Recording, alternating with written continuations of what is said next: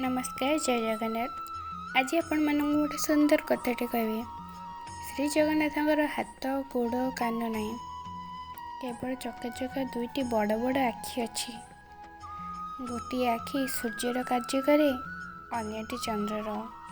यार अर्थ है दिन हेउ बा राति, जी जहा करे जगन्नाथ स्वचक्षुरे सबू देखिपारती।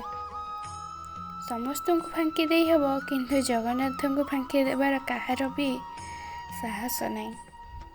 से रत्न सिंहासन रे बसी सबू जानीपारती।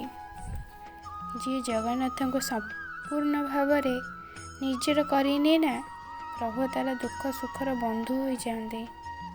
प्रभु को जी निज हृदय बांधि रखे, प्रभु सबुदिन तार अधीन हो जाते।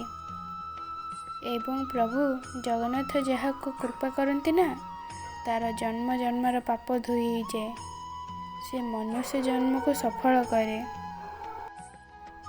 शास्त्र रे प्रमाण अच्छी, श्रीक्षेत्र 7 कोश व्यापी अंचल जार मृत्यु हुए, से जमपुर को न जाए वैकुंठपुर को जाए। यही विश्वास को नहीं बहु लोक मृत्युर शरीर को नहीं स्वर्गद्वार दाह करते। बहु जन्मर पुण्य फल मनुष्य श्री जगन्नाथ देश में जन्मग्रहण करते और जगन्नाथ दर्शन करते। आद्यगुरु शंकराचार्य द्वारा प्रतिष्ठित होता भारत वर्ष 4 धाम मध्यरु श्रीक्षेत्र धाम होउची श्रेष्ठ धाम। तांको जी अंतरु डाकी ना, जगन्नाथ तांको कृपा निश्चय देखी।